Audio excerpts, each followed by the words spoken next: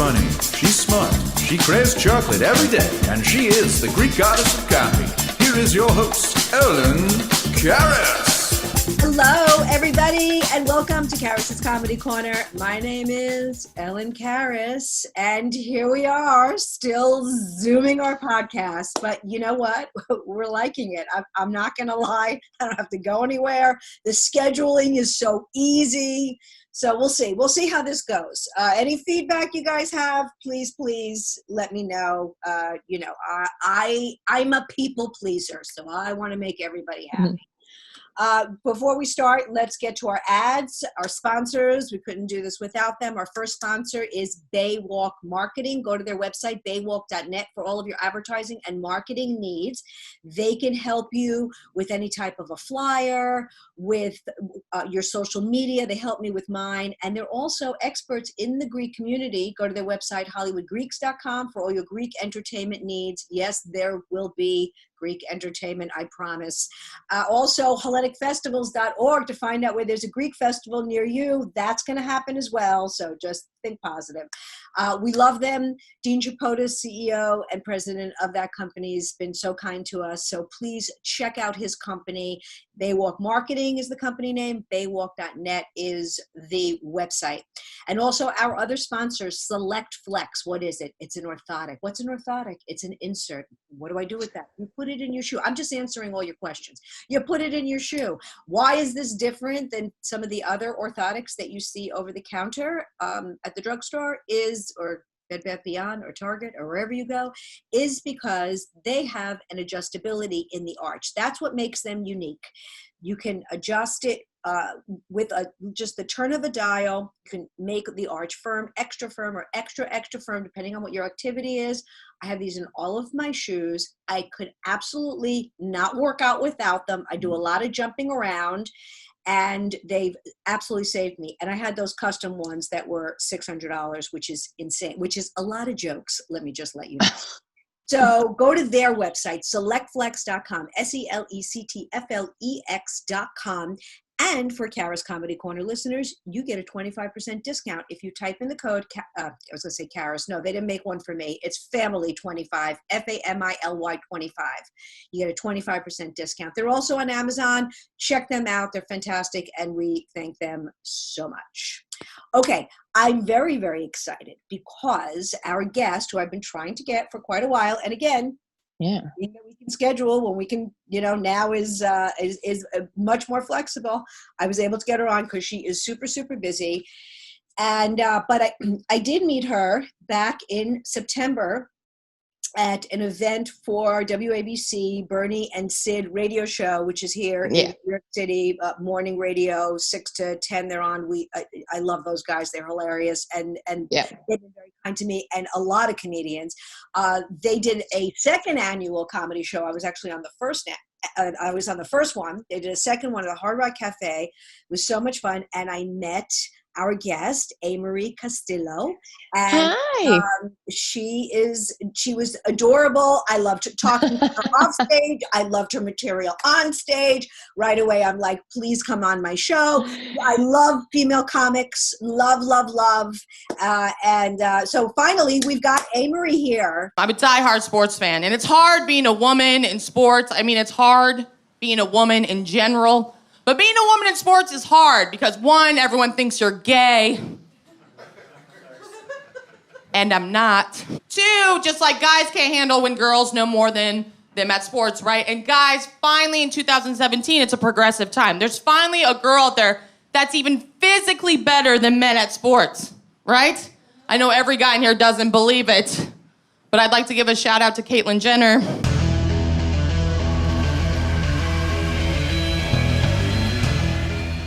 Thank you so much. Hi. Yeah, and that show was so fun. I know, wasn't it?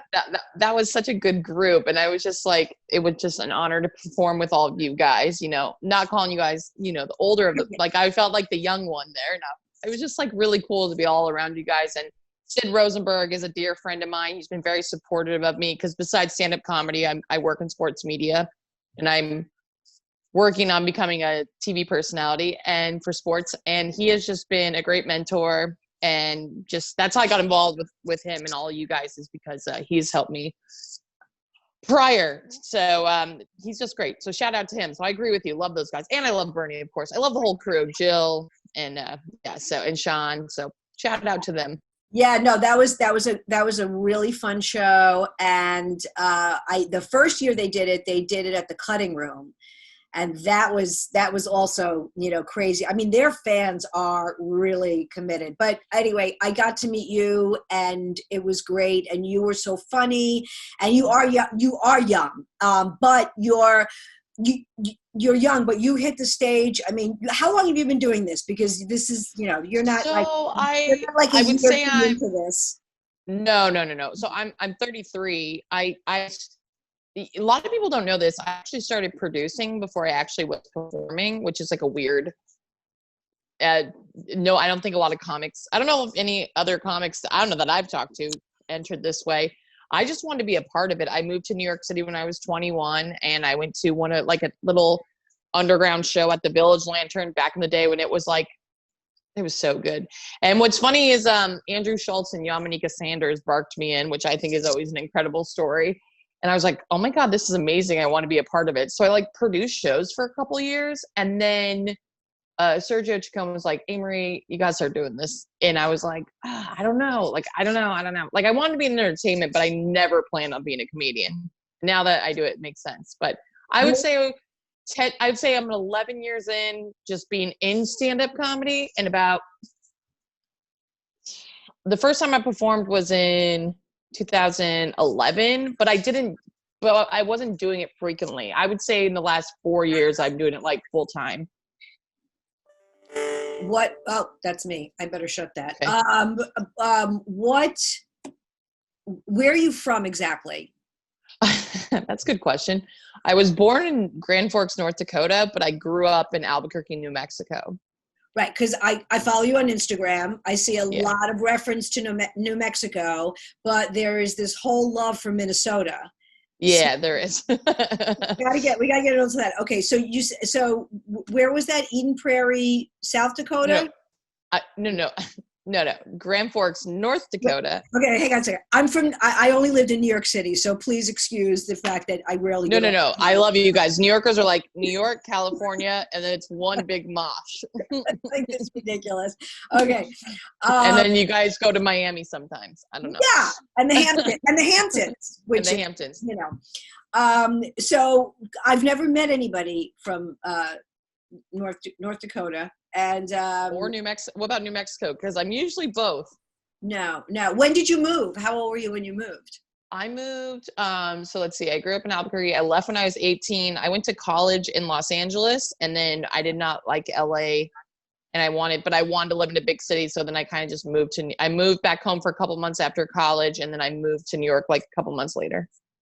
Oh, okay. So what's it like growing up in New Mexico? Aside from that, obviously it's very it's like a Dr. Seuss book. That's a great. No, I'm just kidding.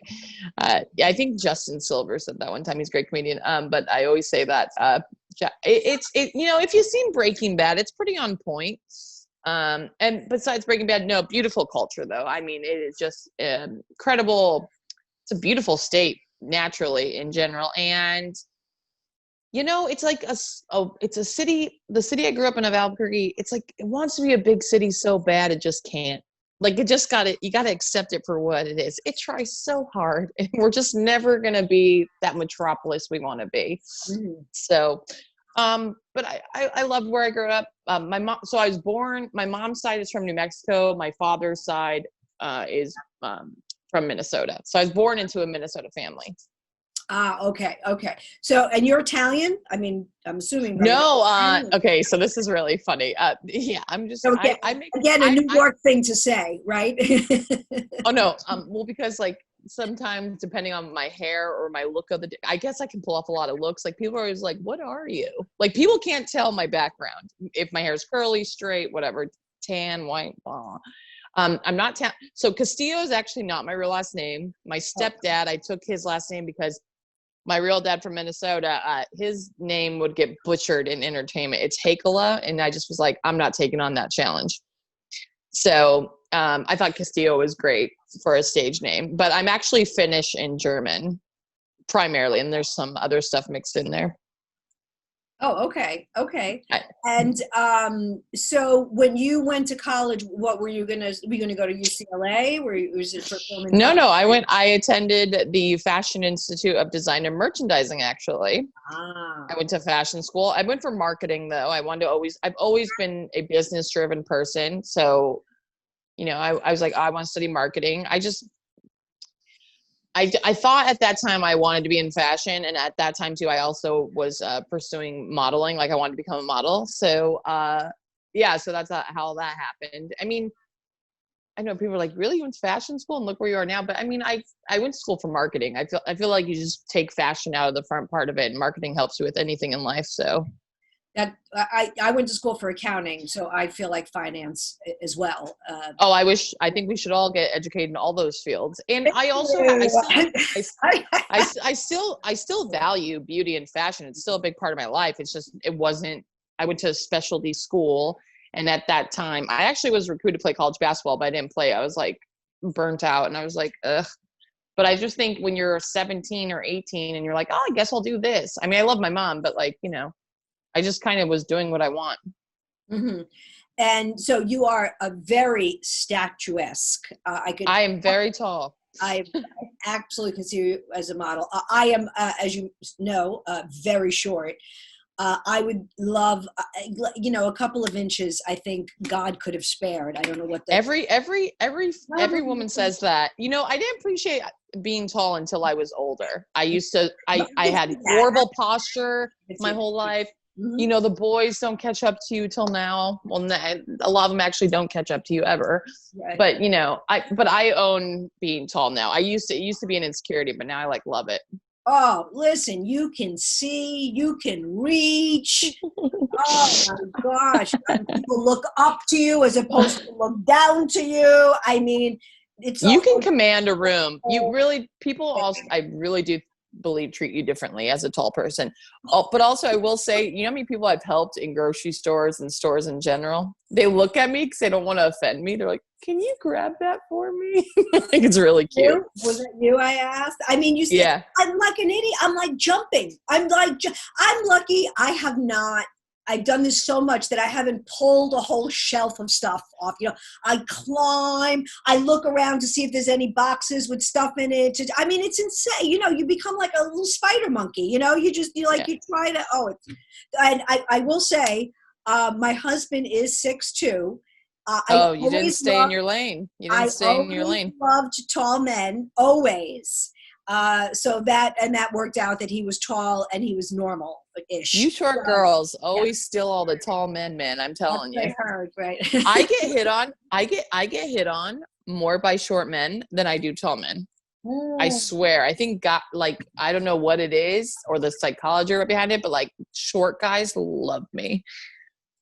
Do you have a problem dating? Well, you're not married, right? No. Very, very single. Yes. Right. Okay. So would you date a guy that is short? I get asked this pretty often. Mm-hmm. I just am not attracted to them. I like the feeling of a man being bigger than me. Mm-hmm. But I'm not opposed to it. Maybe if I meet the right person. I just have never been physically attracted to a shorter man. Mm-hmm. Me too. All of my boyfriends have been pretty much my height or taller. Are you what are you, 5'11"? I always say I'm 5'12" to be cute, but I'm 6 foot. Are you? Oh, that's so nice. Oh, I envy you. And you do wear it well. But you Thank are. You. When you come in, you really do. You're very glamorous and you command a room and on stage. It's really nice. It's really nice. And you're very feminine too, which is, Thank you. Really nice. My whole brand. Combination. And I know that you are a tomboy and you play sports, and sports is a very big part of your life. So that's why I found you so fascinating. You've got all these elements that you would think would contradict each other, but you've made it this beautiful package of you. Oh, thank you. Thank you so much. I think it's terrific. I mean, that's really special.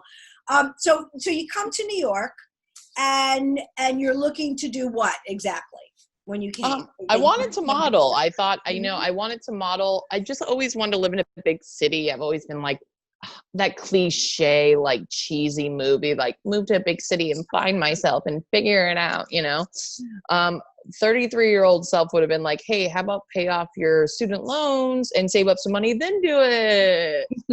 But you can't, no regrets. But I moved here and I was like, I barely had any savings. I just, I was a big fish in a small pond my whole life. So, yeah. So when I got here, I was like, oh, okay. This is hard. Like, I had to figure out what I wanted to do. And so I just started the hustle, finding day jobs, became a nanny, bartender. I've done every job in the books, and I wanted to model. And then I came across stand-up comedy and I started just like getting more and more involved, like I said before. So what was your first stand-up comedy experience? Like, how did that happen? Oh my God. Okay. So I think you'll appreciate this, because most comics hear this story and they're like, this is so great. Because like I'm going to be honest with you. I've never really been to an open mic. I've supported them, but I've never really been to one because I always just share this crazy fact about myself because I produced so many shows. I went from producing shows at the Village Lantern to helping produce Paul Mooney shows like Caroline's to like, I took such a weird route. But then my first show was those bringer shows do you remember the Laugh Lounge? Yeah, sure. Yeah. Yeah. Okay. So Lila. Yeah. So I did, when Sergio was like, AMarie, you should just try comedy, man. You're involved, everybody, and I'm a very social person. Well, you'll appreciate this. When I first started coming to shows, I just kept bringing all the girls, like the model girls I was going to clubs with and stuff, because I was promoter and meat packing, all this crap. I would just keep bringing all these people these free comedy shows, right? And all the comics were like, do you want to be a comic? I was like, no. And they're like, you just want to bring all these people? And I was like, yeah. They're like, who are you? Like, they just couldn't understand. And I was like, because I think this is so. They're like, do you want to produce for us? I was like, yeah. Like, so I was just, it was so funny. It's so funny how I got into it. But then I did my first, I went through my first like end of the world breakup when I was 23 years old. And I couldn't eat, couldn't sleep, I got my abs back. Oh man, those are the best breakups, man. He's like, I was so heartbroken. You get skinny breakups. Yeah, I had a couple of those. That's the best. My ass never looked better. Now I'm married, so. I'm like, and we're in lockdown, so. yeah. So that's what I know. After quarantine, everyone's gonna need to go through a breakup.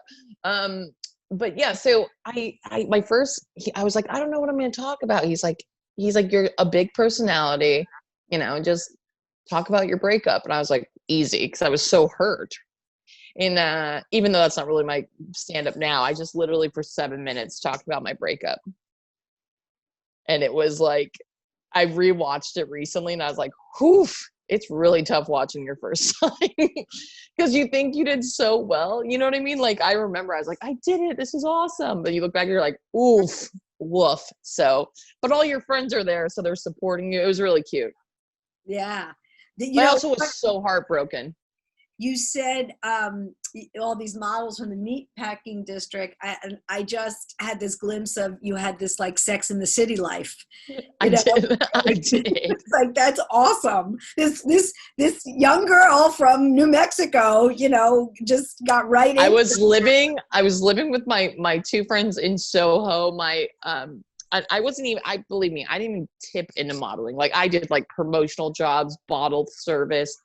I mean, I tried. I did not try hard enough or attempt or do anything big or anything. So I never want that to be taken out of context. But I was living in I moved to Soho, had pretty much no money, no job, promoting, go to these clubs at meatpacking, getting paid to like go to clubs, which was so bizarre to me, by the way. I was like, wait, I get paid to drink cranberry vodkas? Like, this is crazy. And I'm living with my friend who's becoming a fashion designer out of Parsons and my other friend from fashion school. It was just such a bizarre experience. And then I get into comedy. I'm like, this is awesome.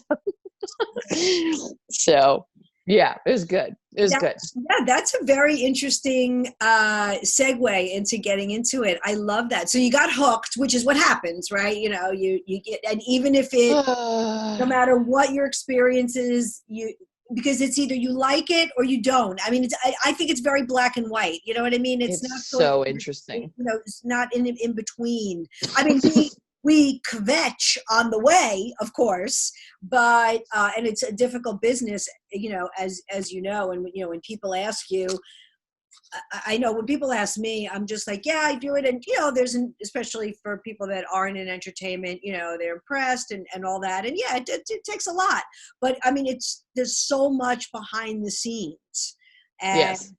And there's so much that goes into it, and you know, you have to do the work. I mean, at the end of the day, you have to entertain the audience, and the whoever's booking you has to see that. You know, you will hope to go back maybe to that room if it's a club, and you know, that kind of situation. There's just so many things. You're your own person. You're an entrepreneur. You know, you don't have any representation when you first start out. I still actually don't. I mean, I do everything myself. So, which is kind of the beauty of it. If like, I'm kind of like a doer and I like being in creative control, which I do like that I can do stand-up comedy full time. And it's just because I produce my own shows. Like I can make a living off of it, but some people aren't, everyone, there's a bunch of different ways to do stand-up comedy because a lot of comedians are very opinionated. But you know, I think some people, they don't want to produce. They want to just be on Jimmy Fallon, or some comics, they do want to produce, or some comics just want to be that club comic who's going to stay at the same club for 50 years, you know them. And yeah, so there's not just one way to do stand-up comedy. So you're going along. You got into radio. You've been on Howard Stern. You've been on with Anthony Cumia. You're very involved with the guys, I believe, for Compound Media. Now, and you have your own podcast. So, like, how did all of that transpire? And where did the sports element come in? I mean, you said you wanted to produce, you know, sport. Yeah. Sporting events. The same thing kind of happened. It's just funny. Everything's happened within a green room. I felt like, and I think the green room is such an interesting place in our lives because a lot of realizations happen in green rooms for me. I've noticed with my career. You know, I was trying to figure this out. Like, it's not that I lacked in self-love, or maybe I did, just self-awareness, because I didn't realize what I was capable of until I got into my 30s. And I always wanted to work in sports too. Like that was always like a dream of mine, to be like an anchor on ESPN or something. Because I live for sports. Like I think you clearly, if you follow me on social media, I think people know I live for football, especially. But I was like, oh man, when I got into stand-up comedy, I was like, I wish I could combine, because I fell in love with stand-up comedy and the art. And I was like, I wish I could combine sports and comedy. I wish I could do both. Because back then, when I, like 5 or 7 years ago, I was like, I have to be a girl, like straight on TV. You know, you can't be a comedian that's into sports. Like, I just feel like there was, I don't know. But I was like, screw it. I'm going to start creating my own content and just, you know, start making stuff happen through stand-up. So I created sports roast. You know how they do like roast battles? But I was doing that between teams. I started creating my own podcast. My first initial experience was Sid. I was going to be an intern for Sid in Florida when he was down in Florida, but then he moved up here.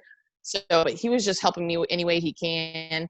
And I started producing my own sports podcast and just started working more and more and being guests on other podcasts. And now just one thing has led to another. Now I'm working freelance for a bunch of different media companies, including Jim Jack's Media. And yeah, Compound and the Anthony Cumia Networks and Sid Rosenberg, you know, they have a particular crowd.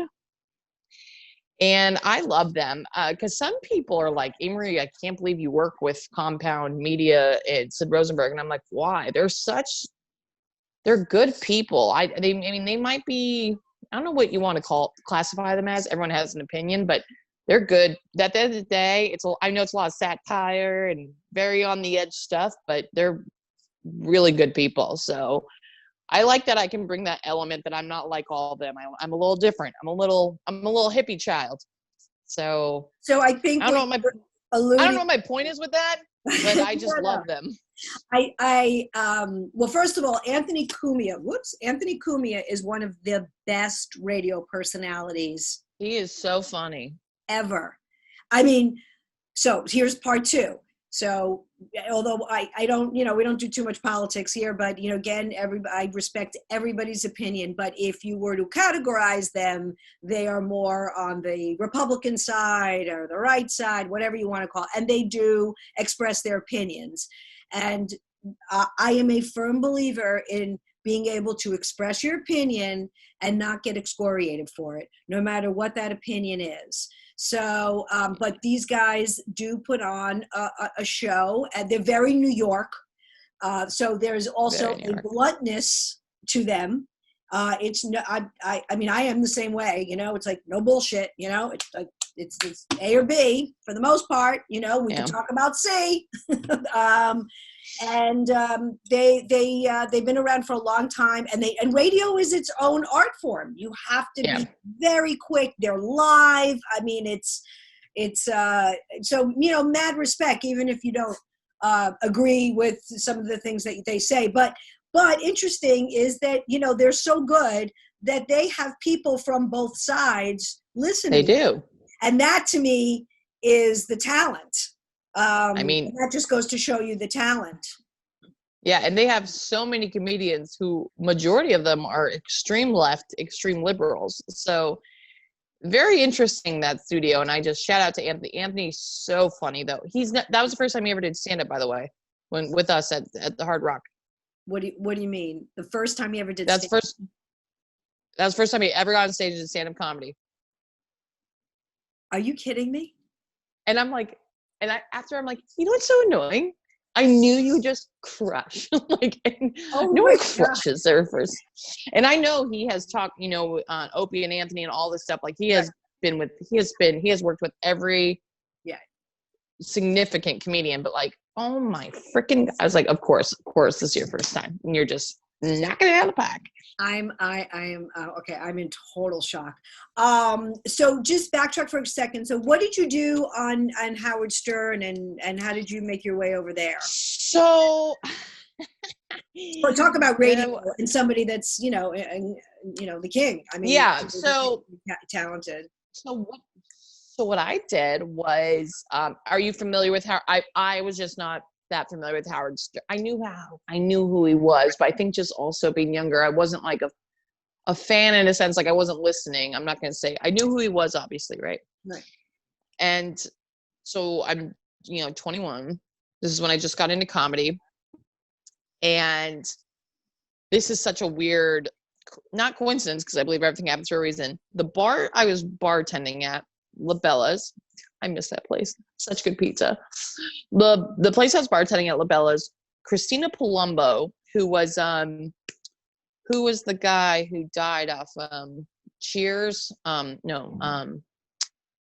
my God, I can't think of his name. Oh my God, that's gonna drive me crazy. Jay Moore. Whatever. Okay, I don't know. Christina Palumbo, big. I'm sorry. We could go on. But anyways, Christina Palumbo. Okay. And she was like, worked at SiriusXM, the daughter of the owner of the bar, and she's like, hey, the miserable men from the Howard Stern show, the Whack Pack and stuff, wants to come do a comedy show. We had this really cool back room, and I was like, oh, that's awesome. And so they came, and I'll never forget, because James Mattern was hosting. They had some other just comics that not part of Howard Stern performing. And they were like, oh, we need some, we didn't have like a God mic or anything. We just had to have someone come up there and bring up the MC. And of course my boss was like, I know you're just getting comedy. Do you want to like start the show? And I was like, no. I was like, I'm not, no. And I just started comedy. So they made me go on stage and make the announcements and like bring up the host. And Ronnie, the limo driver, from Howard Stern, his manager, who is actually Sid Rosenberg's cousin. I just like how all these are all connected. That's how I got involved with Sid. Was like, oh my God, you are amazing. You should start opening up for these guys. She wanted to start helping me. She just thought I was like a doll, and she just loved me. I was like, really? And so I traveled with Ronnie limo driver, Scott, the engineer, and the whole Rat Pack for Howard. Howard Stern started a television channel. So they would have these block parties. So I didn't do the radio, I did the TV. So they had these block parties, and it would just be a bunch of us comedians opening up for like Jekyll the Clown, Shuli Egger, John Toll. So it was very interesting because Howard Stern fans are loyal, still loyal to this day. I mean, when I went down there, no one ever thinks you're a comedian when you're like this tall, statuesque, pretty girl. I was in like big heels, short dress. I don't really dress that way on stage anymore, but back then. And it was funny. No one was respecting me before the show. And then after I went on and after, they all came and apologized after, all the fans, because they judged me. So, they just thought I was some girl with the Howard Stern people. So that's how I got involved. And then that led to Sid Rosenberg and other things. So that was kind of like my first little, not break, but like little help me get to the next step. Gotcha. And now in terms of sports, so you said you played basketball. What else did you play? Yeah. I grew up, I played it all. I mean, soccer, softball, volleyball. I did track. And then my focus became basketball in high school because I wanted to, be in the WNBA, I guess, someday. And, your timing is great with, your age group, because now, Erin Andrews and, there's so many other, every time I don't watch. You're right. Sports, like you do. My husband does, obviously. I watch the big games. I used to watch sports a lot more years ago, and then I just, whatever, just fell by the wayside. But I like, I'm New York, so I like, Yankees and we're Jet fans around here. I know. Thank you for your sympathy. Giants and all that other kind of stuff. So, I think on like a Sunday in the fall, football is a cool thing. I mean, it's like, yeah, especially right now with everything going on, like you want some stability and you want sort of that. It's almost like nostalgic now by watching a sporting event. I mean, people are really hungry for it. So actually that's a good segue into this question for a second. And then I want to kind of get back to where you are now. But we haven't had a sporting event in forever. And, for someone like you, that's such an avid fan, I mean, what you're feeling in this time as we come back, and like, if you were in charge, what would you do? And let's make the assumption that the COVID is, it's dissipating and, things are getting better. We're going to stay positive, which honestly, I really feel and believe. Oh, of course.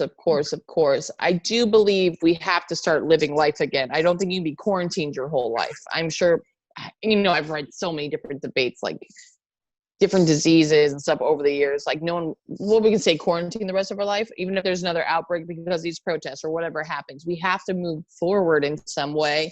So if you're asking me if I think sports should come back, absolutely. But I think it's good that they're taking caution. Like there's this debates whether there are discussion about whether fans should be allowed or a certain amount of people. I think that's smart.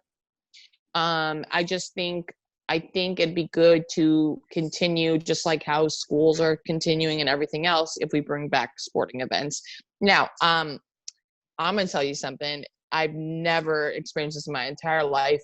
I like actually live for sports. Like it consumes probably 85% of my day.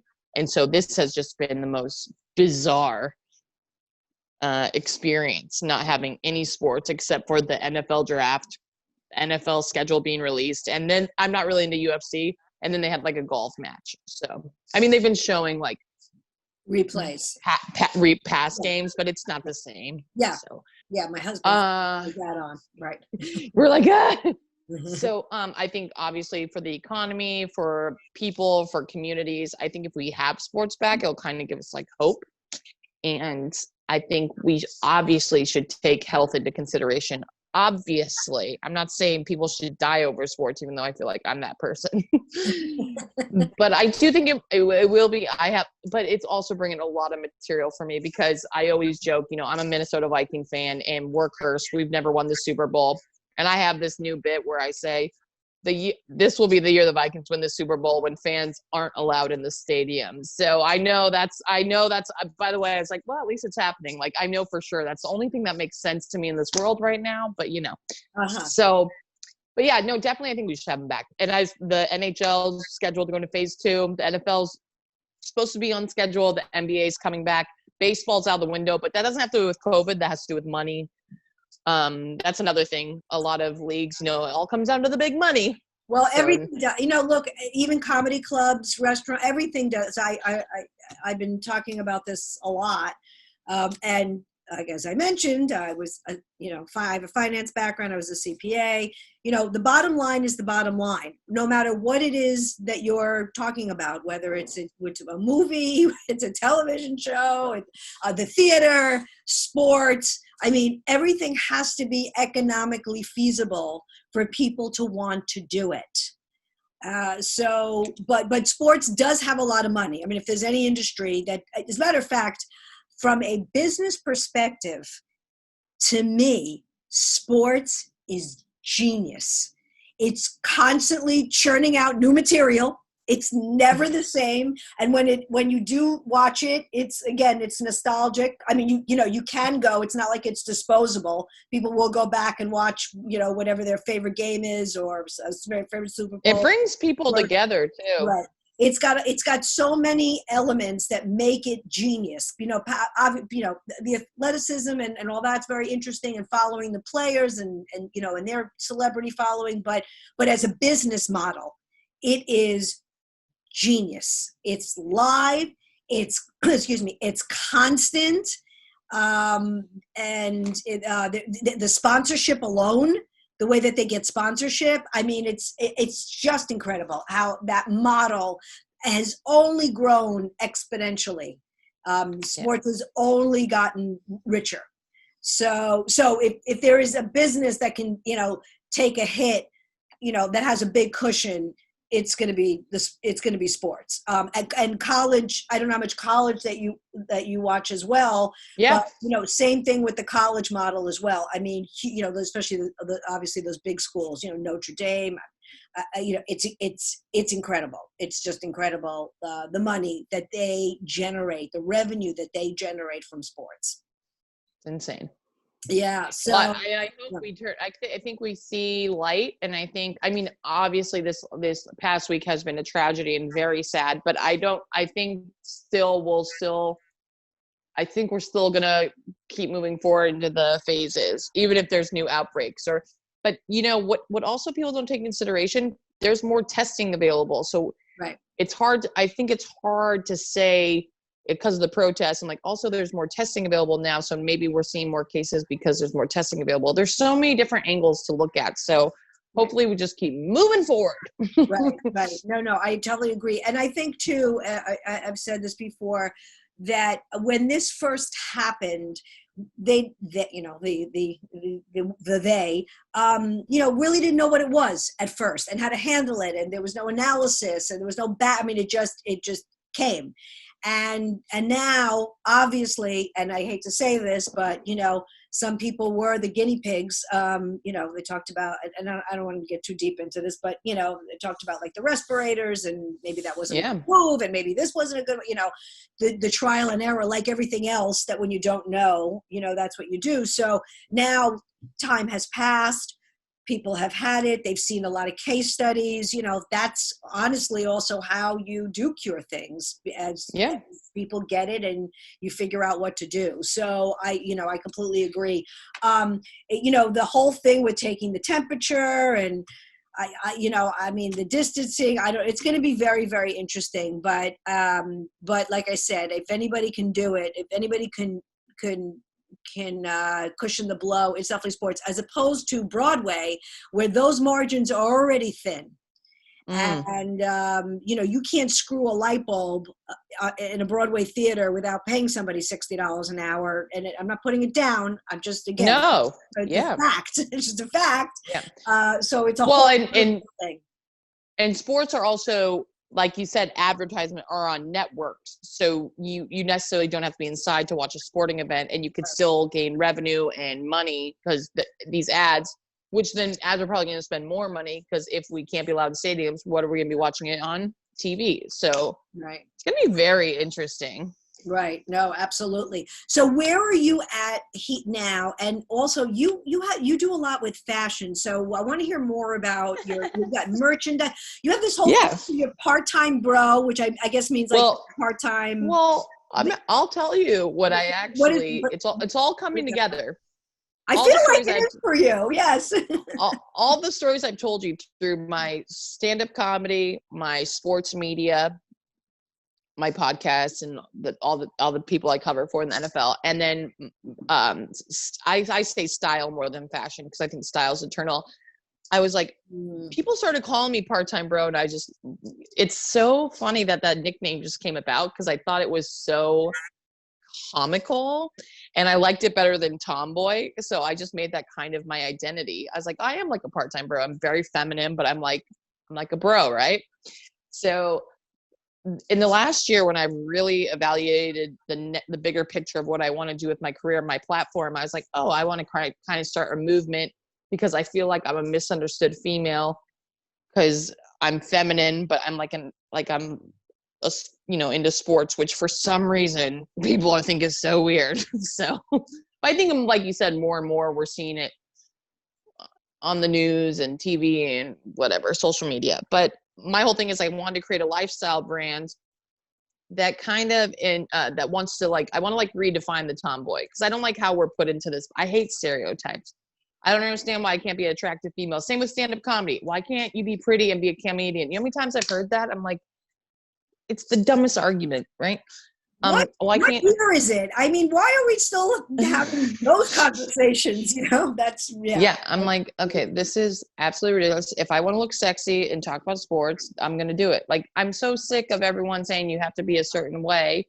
And so my mission with Part-Time Bro is I wanted to redefine the tomboy through my stand-up, through my sports media, and through style. So basically what I have in store for you all is transitional pieces for girls who live a lifestyle like me that are sporty yet feminine. A girl that can I'm basic when I say this, but I live for it, Soul Cycle, go to a meeting and then go out with her girlfriends or whatever, maybe, or go out and perform. I'm trying to come up with transitional pieces. But so it's funny, it's all coming full circle between my fashion school, my stand-up career, now my sports media career. So, and then I'm not just aiming towards female. I think my market is men and women. So I just want people to live their best lives, and I don't know, just be the best, I am a very big workout person. That has evolved over time. I wish I worked out the way I do now. In my 20s I did it the same way. But anyway, it is what it is. So I love workout clothes and they've come a long way. Come a long way. Yeah, exactly. Yeah. Yes.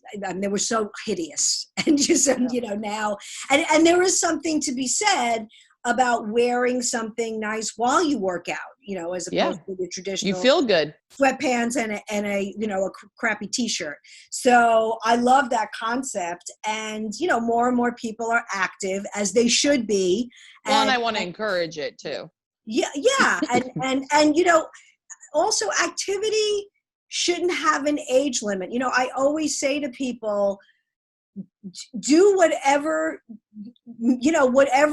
gets your heart pumping or your blood moving or your muscles moving. You absolutely need all that. And just to kind of go back to COVID for a second, to me, when I thought, if there's going to be a couple of life lessons here, I would hope for some people it's about looking at their lifestyle and seeing that they've got to do a few more things that are healthier for themselves, and working out is one of them. And again, whatever makes you happy, if it's yoga, if it's Pilates, if it's riding a bike, if it's riding a step, whatever it is, do it. So I think that's great. And I'm glad that has been getting a lot of attention. I'm also just trying to encourage people. I know it sounds cheesy, but self-love and to be more self-aware and I want to create a platform for women who just support each other too, because I feel like women don't support each other enough. And I feel like at the end of the day, you should be your own competition. but I want to have a community where women can come together and support one another. You know, the more, I think we all can win. I feel like there's room for everybody to win. Right. So. Right. And you know, I think a lot of people think that they take care of themselves, but they really don't. But that's what I went through in the last 2 years, because that's what I was saying. I was like, it's not like I was insecure. I mean, it's normal's 20s BS, but like, I wasn't aware. I lacked so much self-awareness on how I was actually treating myself personally, professionally. But that comes with age, I guess. I don't know. Yes, it does. I can attest to that. Yeah, yes, it does. I was like, I just woke up. I was like, what am I doing? Like, I don't know. So you're an old soul, though. You're very beyond your years. Yeah, sure. my mom definitely told me that since I was a little kid. Oh yeah, absolutely, absolutely. So, is your merchandise on a website that we can go look at and purchase? And so, Miss Finance, Miss Business, I'm actually in the learning, and this is what quarantine has done for me. Actually, it made me aware of like a lot of stuff I wasn't doing. I think you get so caught up in the hustle with stand-up sometimes. I was like, wow, I'm not even working on myself, my set. I'm just out constantly networking. How about let's work on the brand? I'm working on getting everything legally owned and copyrighted right now. That's a process. yes, it is. But I will be having a website coming out soon that will have everything.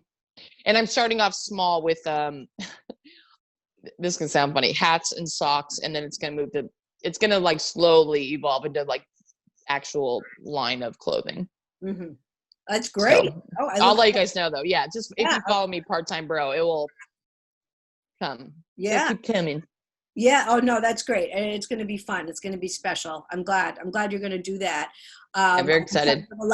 You have a lot of ideas in your head. I can see it. It's been really good, but I'm trying to be patient because I'm like an impulsive person. I was like, be patient, trust the process, be patient. Yeah. So yeah. And then what about, you have a podcast as well? Yeah, I have. I work for under Jim Jack's Media. I have a Minnesota Vikings podcast with my friend JB. It's on under Jim Jack's Media. It's called Heart and Skull. It's a Minnesota Vikings based podcast, but it's beyond football. We talk about life. We talk about everything. But if you're a sports fan, enjoy it. It's on iHeartRadio. So it's Jim Jack's Media. They actually are trying to, I think they represent a lot of teams under their platform. So check them out. And then I have a new podcast and content coming out, but I just can't say it yet. I have to wait till next week, but I will send it your way. Okay, great. But it's very exciting though, because I'm working with this girl, CJ Dunning. She's actually a professional women's football player, which people don't even realize there's a league now. So it was supposed to come out in April. Well, there was a league, but they revamped it coming out this April, got canceled because of COVID. But you're going to see a lot of females like me on my platform. Very exciting stuff. And then what about stand-up? I mean, I realize everything was put on pause, but you have a team or something, right? Yeah. I'm still going with it unless they tell me I can't travel. So, the venue I was going to use in Minnesota burned down. From the rioting? Mm-hmm. Just recently? Mm-hmm. Oh my God. What was that? What was it called? That's horrible. Well, there was two of them, Tavern on the Green. And my friend who's from Minnesota was helping me set up all these shows. And, his friends own a lot of businesses like that bar, and it burned down. But you know what? Going to stay positive. And I was like, you know what? Maybe I can either help rebuild. I don't know. I have a lot of ideas I have 6 shows in Minneapolis coming. Basically what I'm doing, it's called Skull to the Bowl. I think you would appreciate this as a comedian and just, a business savvy person, is I'm good at producing. I'm good at being social. I'm good at filling rooms. But I was like, I really need to focus on my online presence, and I need to build a following. Like, you got this whole Greek thing going on, right? I'm sure a lot of Greek people follow you, correct? And I was like, okay. Like, I even noticed with my social media, I was like, 80% of men follow me, and I'm trying to start a female empowerment thing. I was like, what am I doing? So I've actually, I just say this to everyone because some people aren't even aware of who's following them. So I started focusing more on females and Minnesota Viking fans because that's like my brand. So what I'm doing actually is I'm following the Minnesota Vikings, my new headlining set. I'm following the Minnesota Vikings this year during regular season, and every night before one of their games, I'm going to be putting on my show at local venues, comedy clubs around the country. And I'm really excited because, obviously that's my market. So there's a comedy club called Acme. Have you been to that? Yeah, in Minnesota. Yeah. I that's- haven't performed there. I've just been there. Yeah, that's supposed to be a really, really great club. Yeah, I've headlined at the Comedy Corner Underground in Minneapolis, which is really good. It's kind of like a Village Lantern pair-esque. But yeah, so I'm going to look at comedy clubs. I was trying to help businesses and sports bars to go along with my theme of my tour. But so we'll see. But if you have any recommendations for Minneapolis, or I might try to do it outside due to COVID. We don't know what's going to happen with social distancing. So Right. I haven't decided. I'm just kind of playing it by ear, but I'm not losing hope, and I'm still doing it. Right. No, well, you should. I mean, I don't know what the state of that city is right now. So, Yep. Well, it's 11 shows. It's 6 of them are in Minneapolis, and then the others are in Seattle, Houston, Indianapolis, and I'm missing one other one off the top of my head right now. But yeah, so, and Chicago. So that's I have great. all the, but I have everything, venues that I was working on booking and stuff, but I'm kind of just playing it by ear. But if you follow me, I make announcements all the time, and I'll let you know. Right. No, that's great. Do you hear that noise? There's like a drill. What is it? Oh, you don't hear it? Oh, now I do. It's like a drill. Right. There's like I don't know what happened. All of a sudden next door there's drilling. All right. I mean, I haven't been to New York since March 1st, so I feel Oh, like you're I'm not in on a New different. No. Oh, okay. Okay. You're. It's Wait, where funny. you are? I'm in the Hamptons. Oh, okay. So fancy. Excuse me. Excuse me. Let me be a little more. No, went back to my old lifestyle. I'm just kidding. That's great. Good for you. No, I'm just kidding. I have my New York family. But yeah, so it's the family I've worked for on and off for years.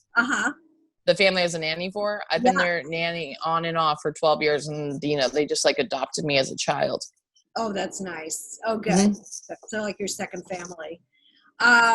So I just, when we get back to normal, I definitely want to come and see you and hang out, and that would be great. I want to just end it with and just talk about this for a little bit. Comedy.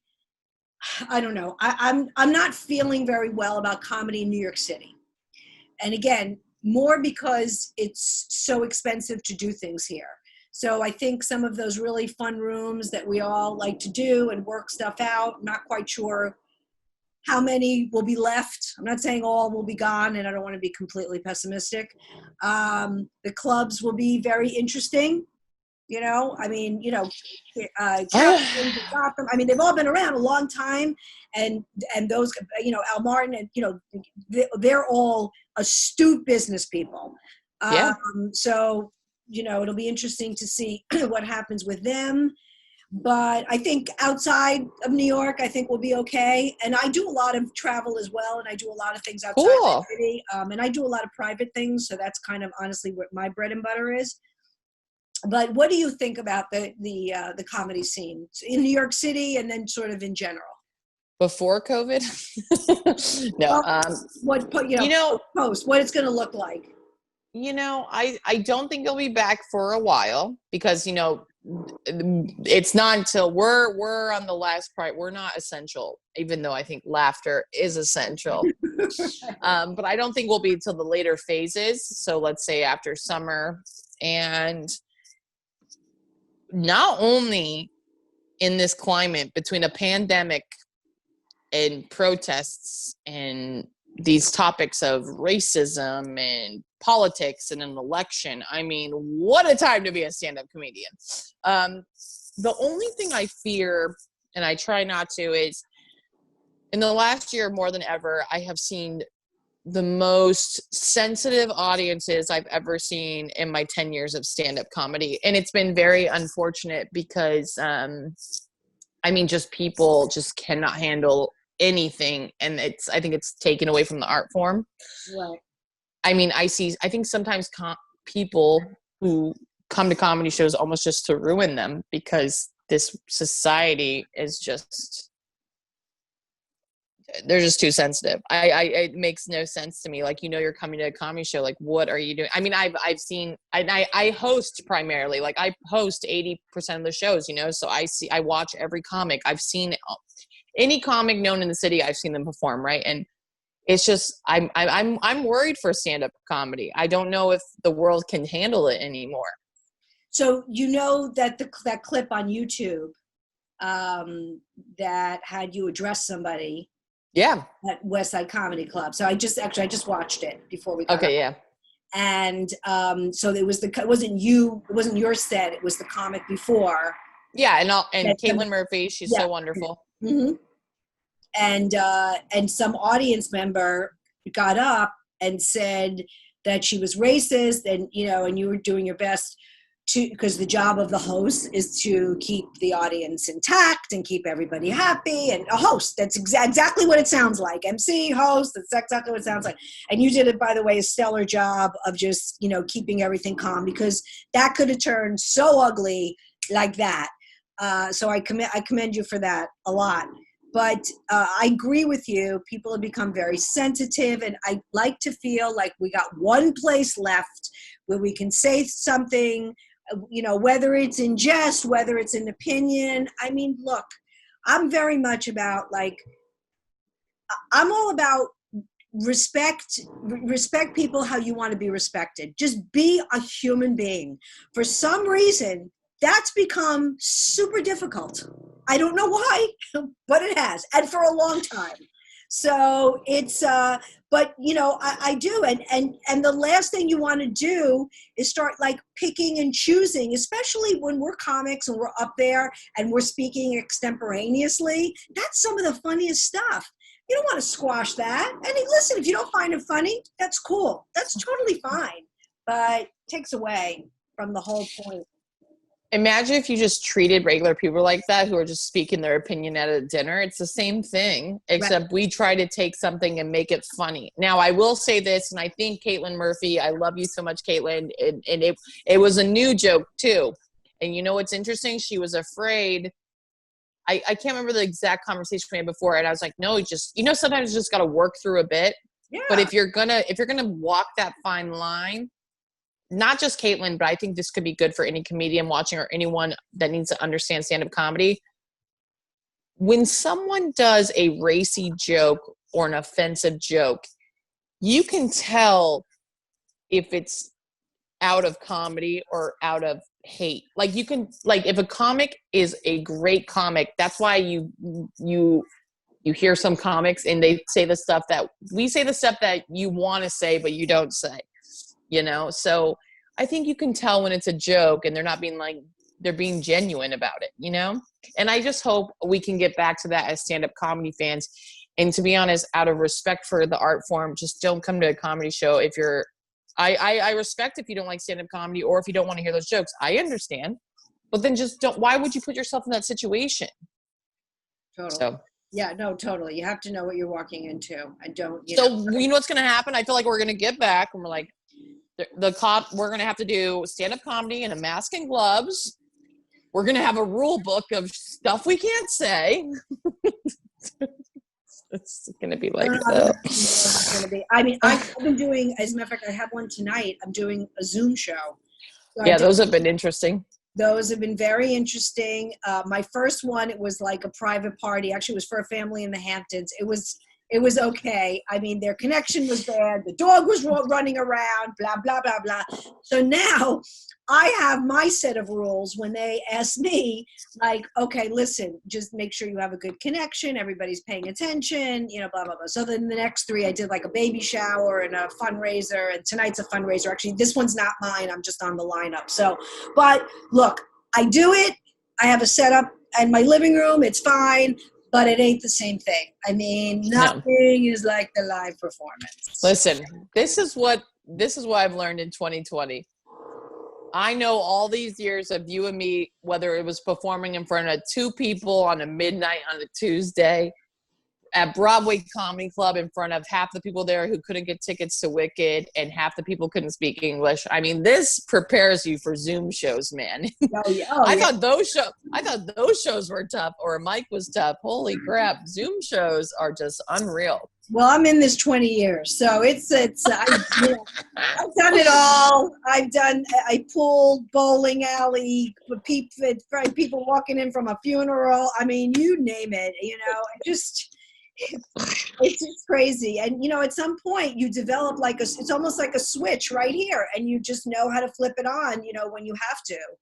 And by the way, I am totally okay. A lot of times I'm hired, and it's like, you got to keep it clean, this and that. I'm totally okay with that. Again, there's some. That's different. You're censoring me. No. Look, they're paying you. This is what they want. They prefer you don't use the F word or this and that. You said about Greek. I do Greek audiences. I do the churches. Not going in the churches and using foul language. It's not happening. First of all, I'm Greek. I know my people. And second of all, that's not what they want. So, it all kinds of depends. But when you come to a sort of public show, billed as just a comedy show, and certainly if it's in a comedy club or a room, that's a whole different scenario. Yeah. Agreed. Huge difference. Yeah, I can't wait. So give us all of your social media where we can find you, we can follow you, your podcast. I can't wait for your fashion. I definitely want to buy something. I got to get dressed. I got. Oh man, maybe I'll buy. Hopefully, by the time we're out of quarantine, I'll have something released. But you can follow me, Part-Time Bro, PART_TIME_bro,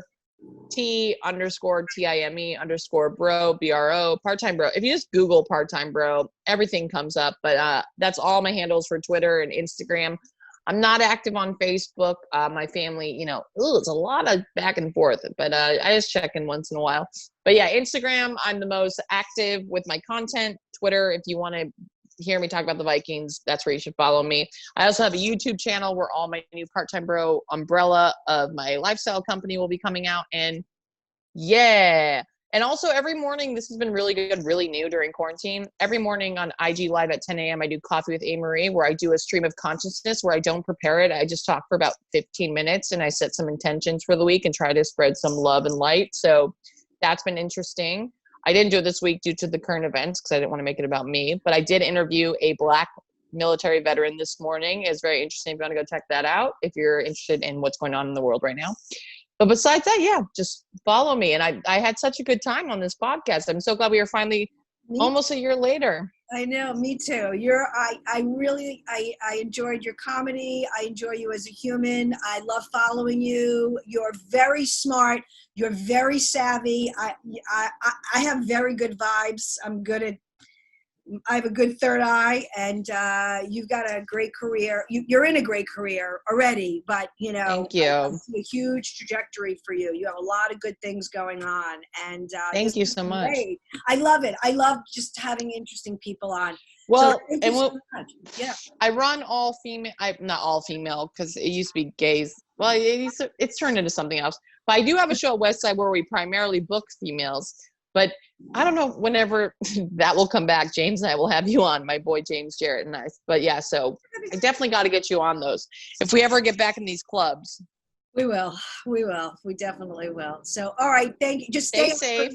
Stay on for a minute, and then we're going to wrap up. Of course. So thank you so much. Please follow AMarie. It's AMarie Castillo, Castillo. On Instagram, Twitter, she's Part-Time Bro. Part-Time Bro. I love that. And I am Ellen Karis. Follow me on Instagram and Twitter at Greek Chick Comic. I am on Facebook, Ellen Karis, Greek Goddess of Comedy, or my website, ellenkaris.com, ELLENKARIS.com. I hope you don't hear that. We'll figure out if we could do anything about that in post. But anyway, I'm sure you heard what was important, everything that was important, and that we spoke loud enough over whatever's going on. And after we get off, I'm going to go next door and kick some ass. But, all 5 feet of me. So thank you so much, everybody. Until next week. Bye.